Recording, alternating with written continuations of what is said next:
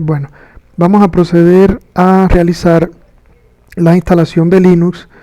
El sistema operativo que vamos a utilizar para nuestras clases sería CentOS 6. Ustedes ya bajaron la imagen de el ISO de 32 o de 64 bits según lo que soporte la máquina de ustedes, y ya instalaron VirtualBox en su equipo. Esto es la parte superior izquierda, lo que estamos viendo en la pantalla, la parte superior izquierda de VirtualBox. Ven que hay un botón que dice New. A través de él vamos a proceder a realizar la instalación. Como un pequeño resumen inicial, en efecto se puede instalar Linux en una máquina física. De hecho es como se acostumbra muchas veces a hacerlo. Pero en nuestros casos, como vamos a tener un escenario de pruebas en nuestras máquinas para no interferir con otros sistemas que podamos tener en nuestras máquinas, vamos a utilizar para este curso un sistema de virtualización, el que se llama VirtualBox, y vamos a realizar una pequeña instalación en nuestro Linux. Digo pequeña porque yo no voy a requerir grandes cantidades de disco o de memoria. Simplemente vamos a utilizar una máquina virtual con 1 GB de RAM y con 17 GB de disco, o 20, lo que tú creas conveniente, un número pequeño que nos va a permitir realizar las pruebas, verificar que hayamos hecho la instalación correctamente. Bien, vamos paso a paso entonces. Apretamos este botón de New y nos va a salir, como podemos ver en la siguiente pantalla, nos va a salir en el VirtualBox un requerimiento de qué nombre le vamos a poner a nuestra máquina. Tú le puedes poner cualquier nombre, web server, FTP, mail server. Simplemente yo le voy a poner CentOS, porque me he dado cuenta que, fíjate, si tú le pones CentOS, cuando aprietas Tab, se llenan automáticamente las opciones que tenemos abajo. Te fijas, ya aparece Linux versión Red Hat. Debemos recordar aquí que recuerden que CentOS es un clon 100% compatible de Red Hat, así que el sistema lo identifica correctamente como que va a ser un sistema estilo o tipo Red Hat lo que vamos a instalar. En la siguiente pantalla nos va a solicitar el tamaño en memoria que vamos a asignarle a esta máquina virtual. En una máquina virtual de CentOS 6, que es el que vamos a instalar, CentOS 6, se instala en modo gráfico si nosotros le ponemos al menos 1 GB de memoria. Es por eso que tú ves que yo cambio el valor recomendado, que es de 512, y le pongo 1024 megas. Al yo ponerle 1024 megas, el instalador gráfico va a arrancar. Si yo le pusiera menos de 1024, menos de 1 GB, por ejemplo los 512 que él sugiere aquí el sistema, el instalador se va a realizar en modo texto. Y el instalador en modo texto no es que sea malo, sino que simplemente carece de ciertas opciones para mí fundamentales, que son el hecho de poder particionar correctamente el sistema. Es por eso entonces que yo voy a realizar una instalación con 1024 megas de tamaño, una instalación gráfica. Te comento, porque de esto yo no voy a volver a hablar ahora, que una vez que esté instalada la máquina, siéntate en la total libertad de bajarle el tamaño de memoria al sistema. Si tú quieres le pones 512, 600, 900 megas, lo que tú creas conveniente, porque una vez instalado el sistema, incluso ya no se va a requerir de ese giga. Pero además, ustedes van a ver a futuro, ya luego del proceso de instalación, cómo yo voy a ir dejando a un lado el sistema gráfico y nos vamos a ir orientando en comandos. Recuerden que esto es una instalación para un servidor, y un servidor en Linux típicamente no requiere que esté corriendo el ambiente gráfico. En principio lo voy a hacer para que veamos el ambiente gráfico, se sientan confortables, porque quizás ustedes vienen de un ambiente mouse dependiente, de un ambiente donde ustedes dependen del mouse. Yo he visto que en las clases muchas personas tienden a querer agarrar el mouse para realizar sus operaciones y eso. Poco a poco nos iremos librando de esta necesidad agónica del ambiente gráfico siempre. Pero en principio dejémosle así, 1024 acá. Sigamos. en la siguiente pantalla se nos va a requerir el disco duro que vamos a usar para nuestra máquina virtual. Yo le voy a decir que me cree un disco virtual ahora, porque yo no tengo ninguno creado, ¿verdad? Si yo hubiera tenido ya uno creado previamente, puedo escoger la última opción, la que dice usar un archivo de disco duro virtual. Bien, yo le voy a dar crear. Me va a solicitar qué tipo de archivo para almacenar el disco yo le solicito que me cree. Yo no me voy a meter en esto, no estamos hablando aquí de virtualización en sí, así que yo voy a aceptar la opción que él me sugiere, que es esta que dice VDI, VirtualBox This Image. Sigamos a la siguiente. Aquí me va a indicar cómo quiero que sea el disco. Tamaño fijo, si yo le pongo tamaño fijo, él me va a usar los 17, los 20 gigas, el tamaño que yo le ponga me lo va a reservar inmediatamente. Y eso para algunas personas no es bueno porque no tienen mucho espacio en disco. Así que le voy a dejar la opción que él me sugiere por defecto, que es localizar dinámicamente. Es decir, según le va a ir haciendo falta, él va agrandando el disco. ¿Correcto? Entonces yo puedo terminar con un disco de 5 gigas de tamaño, aunque yo lo haya especificado 17. La máquina virtual va a usar, recuerda que esto es la máquina virtual, va a usar solamente el espacio en disco que requiera, no todo. Y esto les puede ser útil a los estudiantes que pueden estar un poco, le esté faltando un poco el espacio en disco. Bien, dejémosle dinámico. Te repito, por favor, hasta aquí estamos hablando del sistema de virtualización VirtualBox. Esto no tiene mucho que ver con la asignatura que es administración de Linux. Pero nos es útil comprender algunos detalles porque tú nunca sabes si te va a volver a hacer falta luego, ¿verdad? O lo vas a utilizar un día en otro instante, en otro momento, el sistema de virtualización. Bien, dinámico entonces, procedamos. Me va a proponer el disco que se llame tal y como la máquina. Recuerden que yo le puse a la máquina CentOS. Bien, entonces el disco le va a sugerir que se llame CentOS. No me meto con el nombre del disco. Lo único que sí me interesa es, te fijas, aquí abajo ustedes tienen 8 gigas, que es el tamaño que él propone por defecto para CentOS. Yo, para realizar un particionamiento adecuado, le voy a poner más valor, le voy a poner 17 gigas.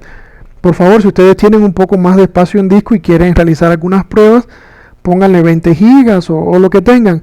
La verdad es que en clases lo que vamos a ver en 17 gigas, yo diría que nos va a sobrar espacio. Así que así está bien para nuestra máquina de prueba.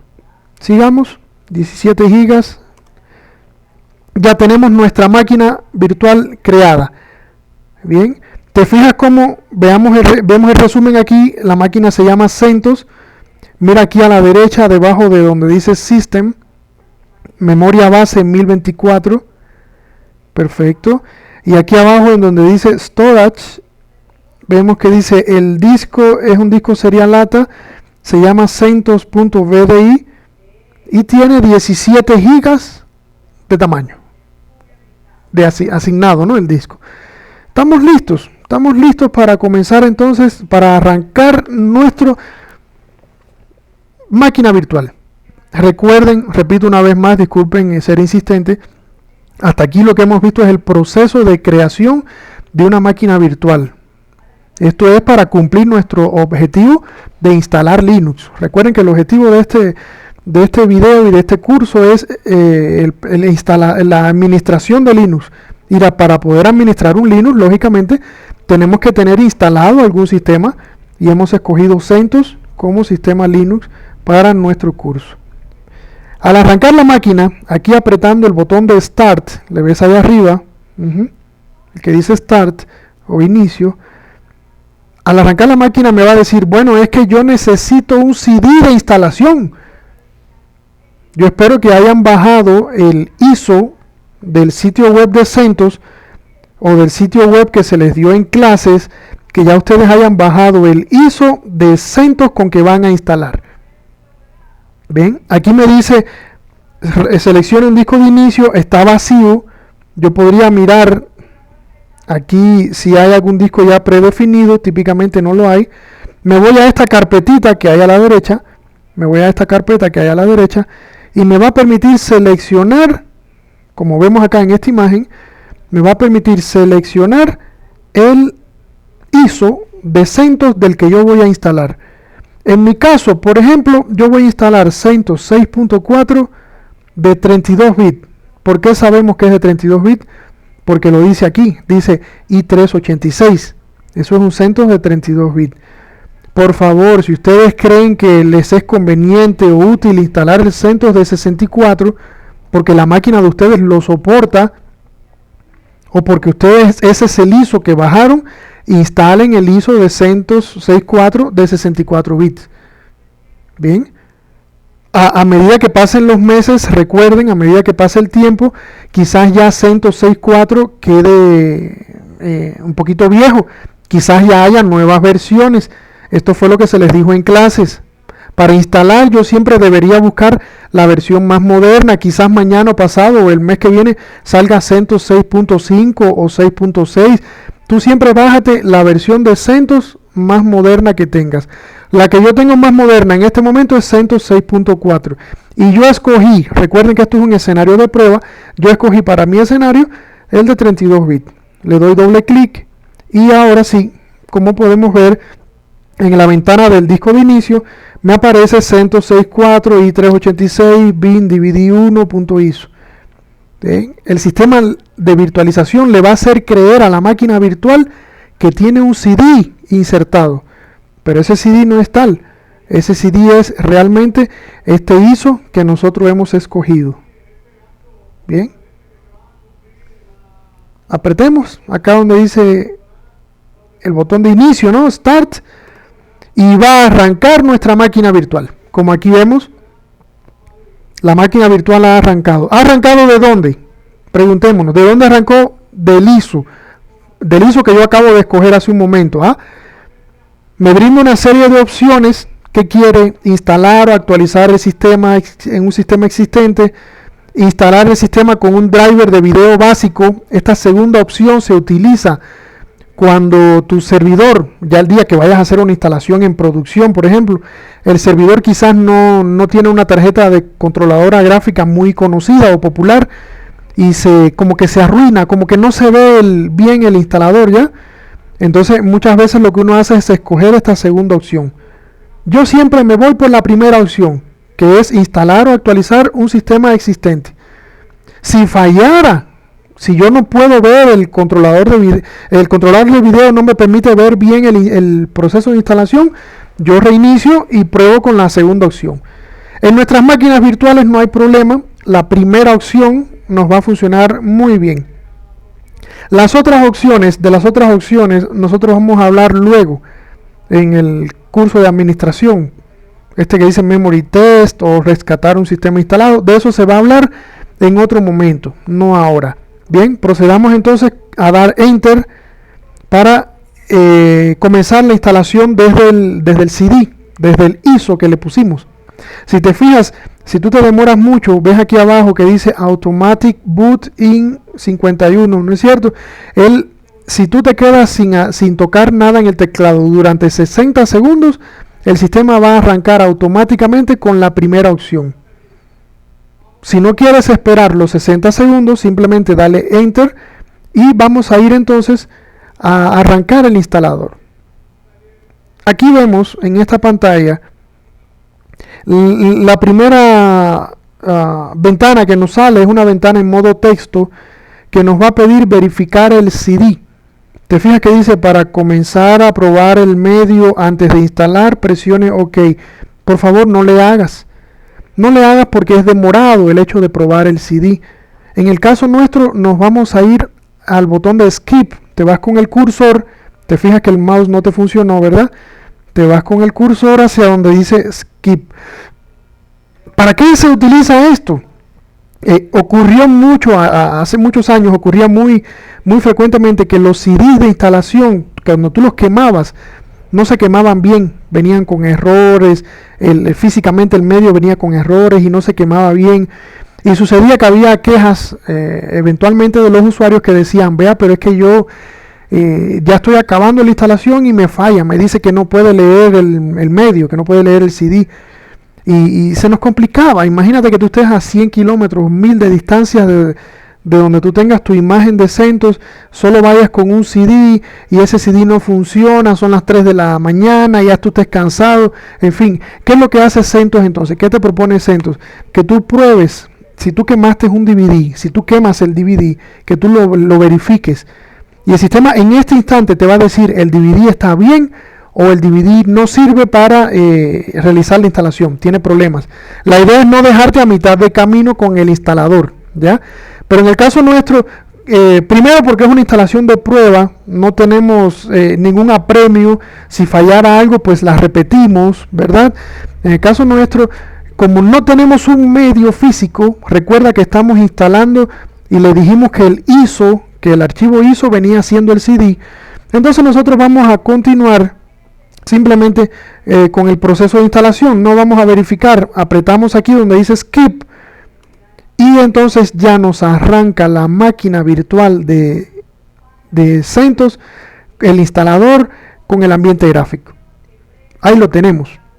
¿Ya? Si ustedes quieren, van ahí a las opciones. En el VirtualBox hay unas opciones que te permiten maximizar la pantalla.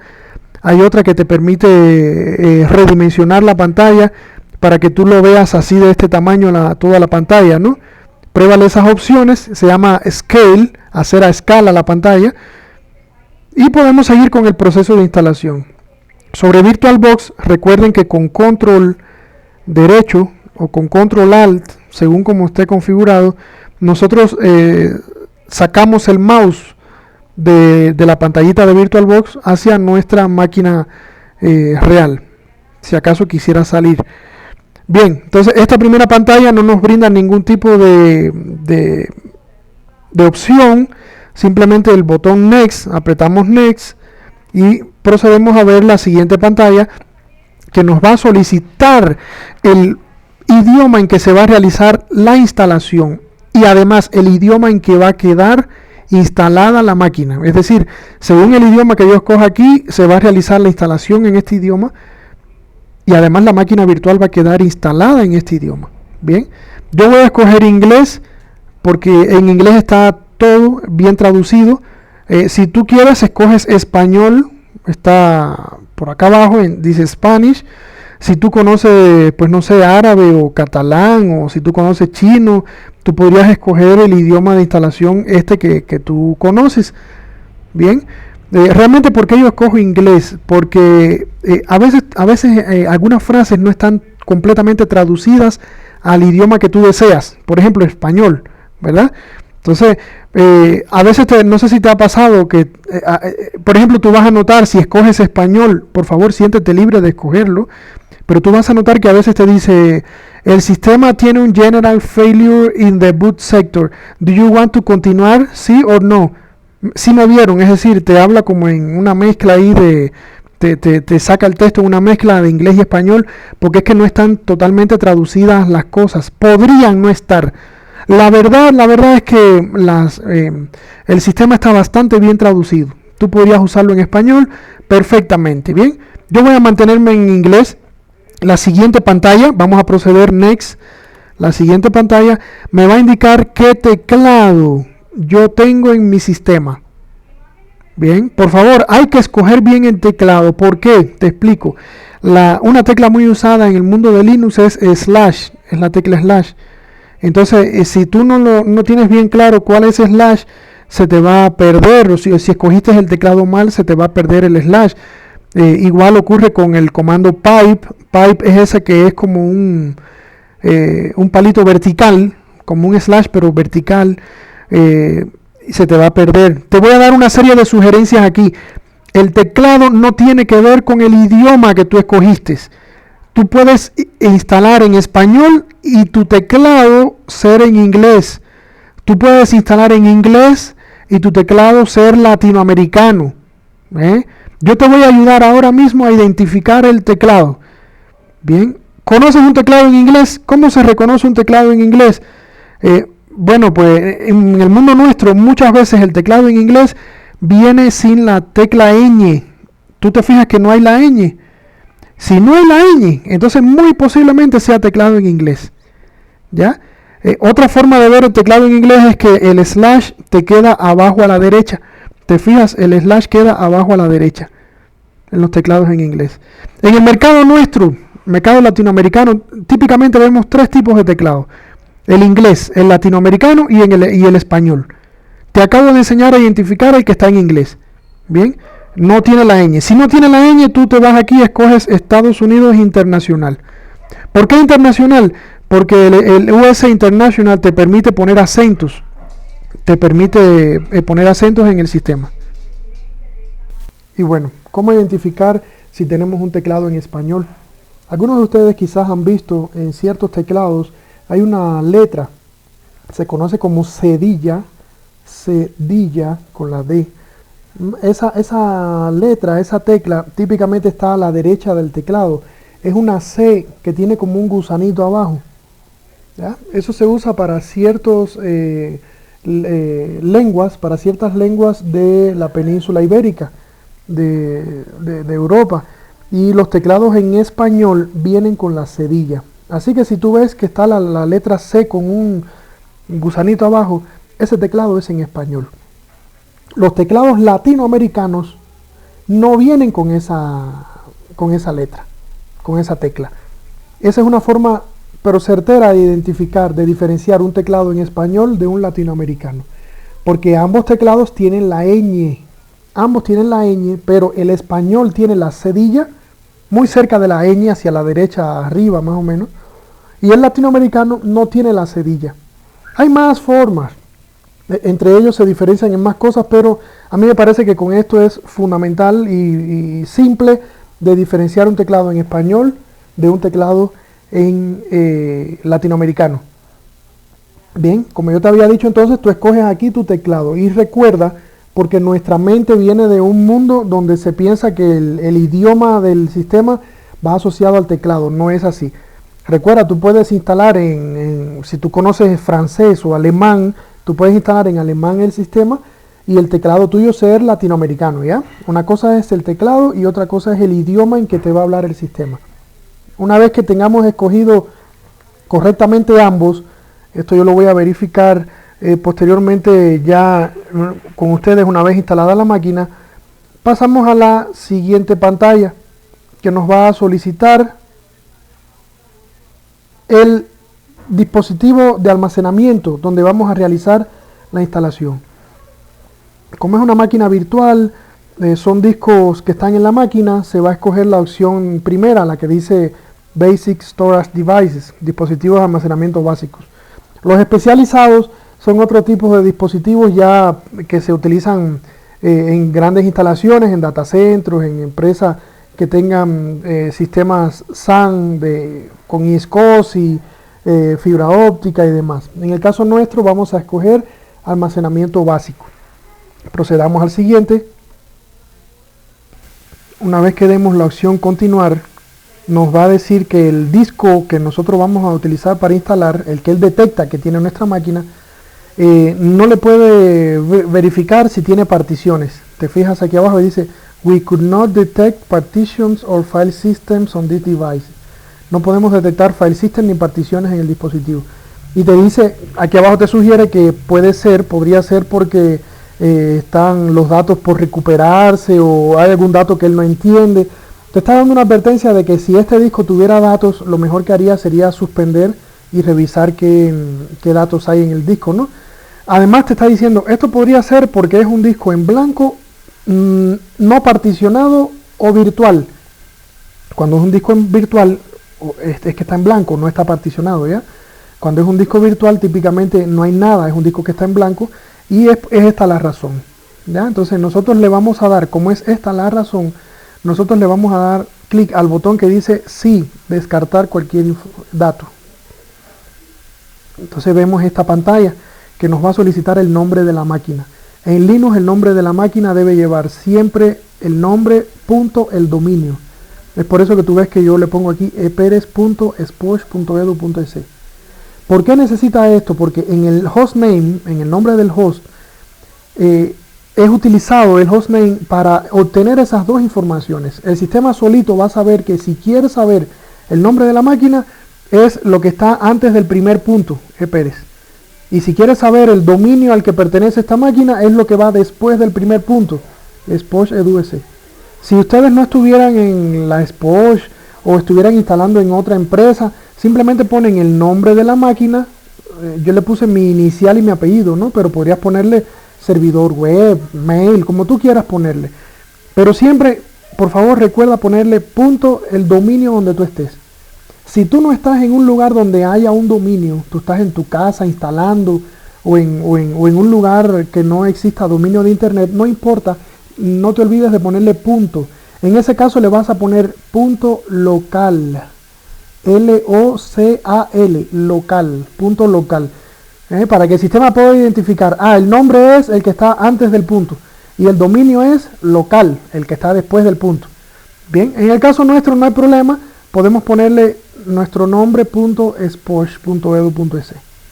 Es importante porque de lo contrario el servicio de proxy, de Squid, el servicio de correo electrónico e incluso el servicio de web podrían no funcionar adecuadamente.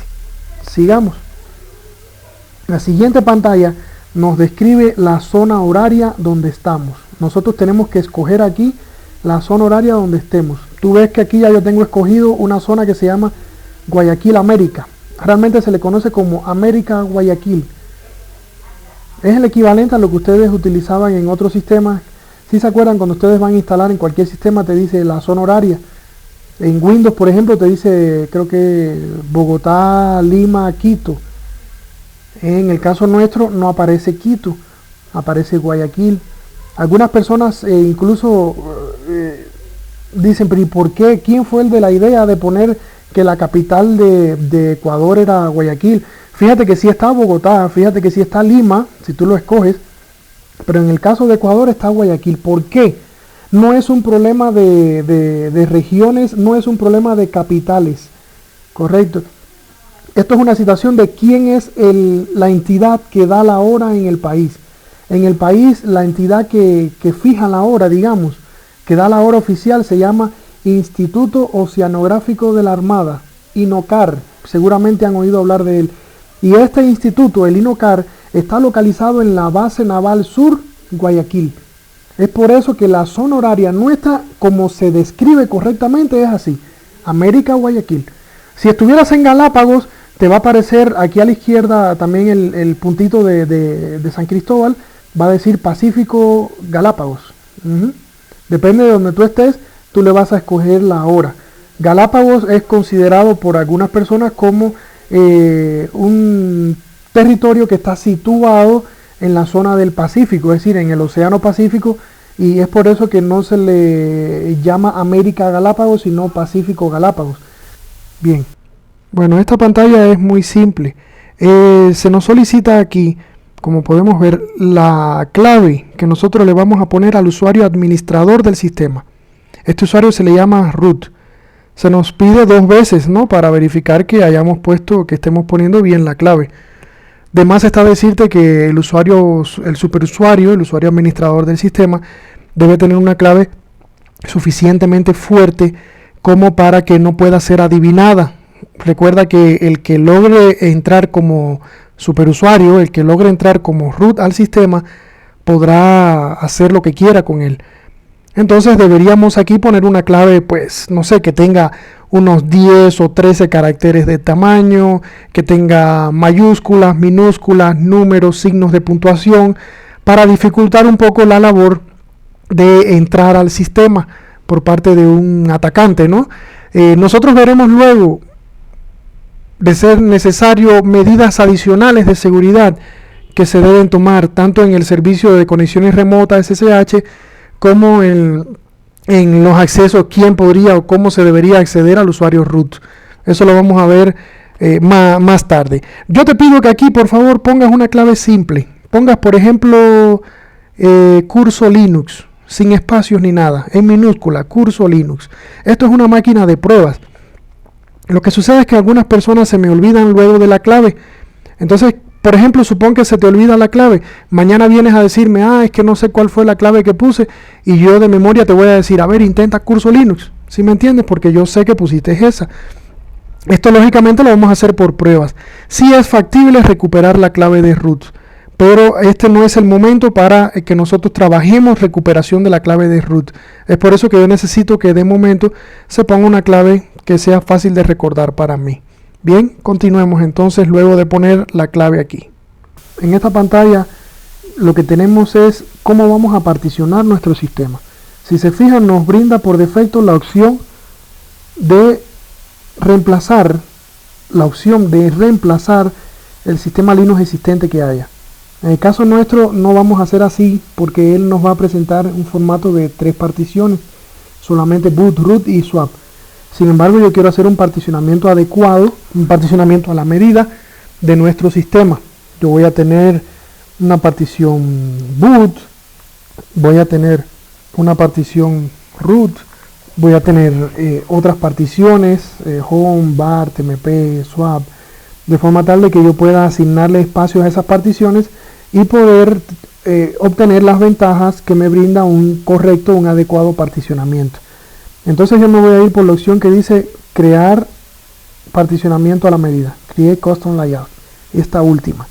Voy a siguiente, veo que me topo con, aquí tengo el disco, dice libre 17 gigas. Bien, tengo 17 gigas de disco libre, que es el disco que yo creé, ¿se acuerdan de cuando fui a empezar a virtualizar? Y procedo entonces a crear las particiones. Recuerden que vamos a crear boot, root, home, tmp, swap, bar. Vamos a crear esas particiones cada una con un tamaño que ya lo estudiamos, lo consensuamos, sabemos por qué llevan esos tamaños. Recuerden que en este caso es un ejemplo, es una máquina de pruebas y los tamaños, al menos los tamaños de bar y de home, no van a ser los reales. Van a ser un poco pequeños los tamaños porque no es una máquina que va a estar en producción. Bien, me voy abajo al botón que dice crear y procedo a crear la primera partición. Me solicita qué tipo de partición voy a crear. Me da opción de estándar, RAID o LVM. Nosotros en este curso vamos a ver solamente particiones estándar. Hay otras formas de particionar que se ven en temas más avanzados, en cursos más avanzados, particionamiento RAID o particionamiento LVM. Bien, nosotros aquí en el curso, en esta ventana siempre vamos a escoger estándar. Vamos a crear y nos va a salir las opciones para esa partición. Primero que todo, ¿dónde se va a montar esa partición? Yo le digo, si te fijas aquí yo le he dicho que se va a montar en boot, /boot. ¿De qué tipo de file system? XT4. Ya te voy a hablar de eso. ¿Qué tamaño en disco? 200 megas. Recuerdan que quedamos que con ese valor nos bastaba. Y en el caso de boot y solamente para boot, voy a escoger esto que dice forzar a hacer una partición primaria. Bien, recuerdan por qué le teníamos que forzar a hacer primario. Pero recuerden que solamente es para boot. En las demás particiones yo no voy a forzarle a hacer primario. ¿Qué es esto de file system tipo XT4? Te lo voy a representar desde el punto de vista de Windows. En Windows hay file system también. Por ejemplo, FAT32, ustedes le conocen así. NTFS es otro tipo de file system. Linux igual tiene sus propios file system. El más popular en este momento es el XT4. Es un file system con muy buen desempeño, con muchas características que le hacen deseable para ser utilizado para nuestros sistemas. Así que vamos a escoger nosotros XT4. En el pasado se usaba XT3 y bueno, mucho antes se usaba también XT2 y XT.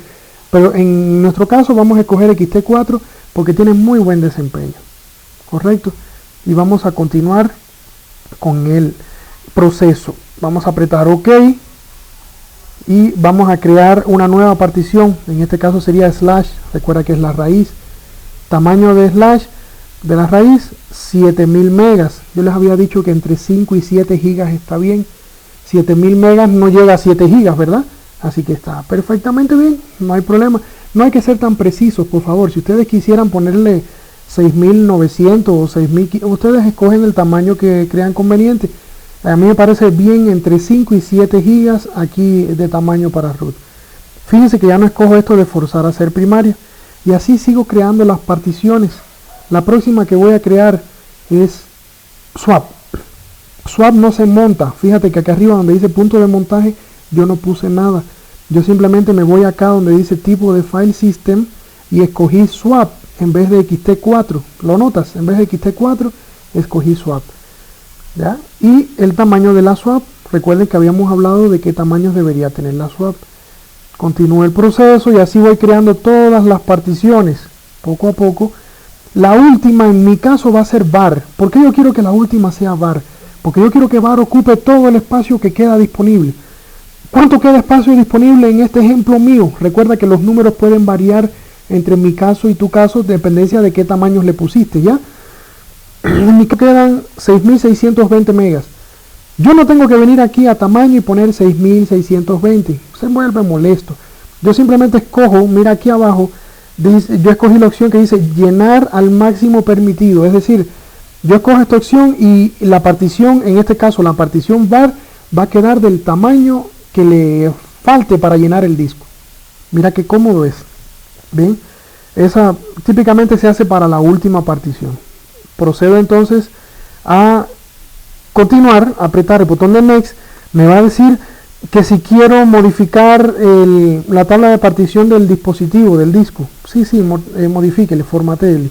Me va a decir que si quiero escribir los cambios a disco. Sí, escriba los cambios a discos. Y continúo con mi proceso de instalación. La siguiente ventana te adelanto que no la vamos a tocar. Es decir, vamos a dejar de tal y como está. Pero te explico para qué es. Linux tiene un gestor de arranque, un sistema de arranque que se llama grub. Aquí no está el nombre. Es grub. Grub. Y este sistema me permitiría, en caso de que yo tenga más de un sistema operativo instalado, me permite escoger con quién quiero arrancar. ¿Quiero arrancar con Linux o quiero arrancar con Windows? ¿Comprenden? Es por eso que ustedes ven aquí que me dice cuál es el sistema operativo que va a arrancar usted y aparece solamente CentOS, porque es que en este disco, recuerden que estamos en una máquina virtual, en este disco solamente está CentOS. Pero si tú estuvieras instalando en una máquina que tiene CentOS y Windows, por ejemplo, ahí te aparecieran las dos opciones para que que te permita escoger con cuál tú quieres arrancar por defecto. El grub te permite después cambiar esa decisión. Tú puedes decir, no, quiero arrancar con Windows, no, quiero arrancar con Linux. Tú escoges luego con qué sistema quieres arrancar. En nuestro caso no nos vamos a meter en esta pantalla, vamos a continuar y ya estamos en los finales del sistema de preguntas del wizard para la instalación. Aquí se me va a solicitar qué tipo de instalación yo quiero. Según el tipo que yo escoja aquí de instalación, el Linux me va a instalar un grupo de paquetes u otro, me va a instalar unas cosas u otras, ¿correcto? En el caso nuestro yo les he pedido que instalemos escritorio, desktop, esta opción, la primera que hay. ¿Por qué? Porque el escritorio tiene un ambiente gráfico, tiene un mouse. Yo no quiero que tú le hagas rechazo a Linux si te aparece en modo texto. Entonces, en principio que te aparezca el modo gráfico, que te aparezca el mouse y todo feliz para que tú te sientas en un ambiente medio que tú conoces. Aunque la verdad es que típicamente yo para instalar los servidores ya en la vida real, en la producción, yo para instalar los servidores escojo la tercera opción, esta que dice minimal. Esta solamente instala un servidor de acceso remoto, se llama SSH y nada más. Y tú dirás, bueno, ¿y qué hago con el resto de los paquetes? ¿Cómo los instalo, las aplicaciones? No hay problema. Nosotros vamos a ver en clases cómo instalar aplicaciones adicionales a nuestro sistema. Yo prefiero siempre construir las cosas de abajo hacia arriba, es decir, instalo lo mínimo y en base a la mínima cantidad de paquetes que yo tengo, yo empiezo a agregarle los que yo necesito. ¿Me comprenden? En el caso nuestro ahora vamos a hacer al revés, vamos a instalar todo el ambiente gráfico, vamos a instalar desktop. Eso es ya un poquito más fuera de lo que yo típicamente hago en producción. Bien, ya tenemos claro, en producción nos vamos siempre por la opción minimal. A propósito, si tú quisieras ver, yo no te lo voy a pedir, si tú quisieras ver los paquetes que se van a instalar, puedes escoger, ves aquí abajo que dice customizar ahora, customize now. Eso te va a dar la opción de ver los paquetes que se van a instalar. En nuestro caso yo confío con lo que hay ahí, así que yo no voy a ir a customizar ahora. Simplemente voy a apretar next y vamos a ver cómo ocurre el proceso de instalación. Que comienza el proceso de instalación. Pasado unos segundos o minutos empieza a instalar paquetes, continúa instalando paquetes y al final, cuando instale los 900, 1000, los 2000, los paquetes que tú le hayas escogido para instalar, te aparece un botón de reiniciar. Te dice, felicidades, ya está instalado, reinicie. Una vez que arranque reiniciamos, reiniciamos y una vez que arranque nuestro sistema nos va a aparecer una pantallita de bienvenida, que es muy rápido llenarla. Son 5 preguntitas que te va a hacer. Bueno, las 5 pantallitas. La primera no hay nada, doy continuar, forward. En la segunda me va a decir si yo estoy de acuerdo con la licencia GPL. Le voy a decir que sí, estoy de acuerdo con esta licencia que es de software libre. La tercera pantalla me va a pedir crear un usuario que no sea root. Recuerdan que pusimos una clave para el usuario root, ahora que instalamos. Aquí vamos a crear un usuario. Fíjate, yo le pongo de Pérez, Ernesto Pérez, le pongo una clave al usuario. Esto es un usuario que no va a ser root. Recuerden que es muy deseable, como vimos en clases, el asunto este de no trabajar como root. Debemos trabajar siempre como un usuario y convertirnos en root cuando nos haga falta. Eso ya lo veremos en las siguientes clases. No te olvides de la clave de este usuario. En la hora y fecha, que es esta ventana, yo voy a escoger esta opción que dice sincronizar la hora y la fecha por la red. Es decir, la hora de mi máquina se va a actualizar a través de servidores de tiempo, que son servidores que hay en internet o en las redes. Bien, y de esta forma yo tengo la hora de mi máquina precisa. ¿Por qué siempre es bueno tener la hora correcta de mi máquina? Por si ocurre algún evento de seguridad, algún problema, yo sé a la hora exacta que ocurrió ese evento, a la hora exacta que alguien accedió a un recurso, a la hora exacta que se envió un correo o que se recibió. Siempre es bueno tener esta opción marcada. Y por último, me va a decir que no puede activar este servicio de KDump. Yo no lo voy a usar. El KDump no se activa si es que tiene menos de 4 GB de RAM la máquina. Así que yo me puedo despreocupar de esta ventana. Le doy OK y tengo mi sistema ya instalado. Siéntete libre de navegar, de explorarlo un poco hasta que pasemos al siguiente capítulo de la clase. ¿Correcto? Muchas gracias. Cualquier duda, por favor, me consultas a través de los foros.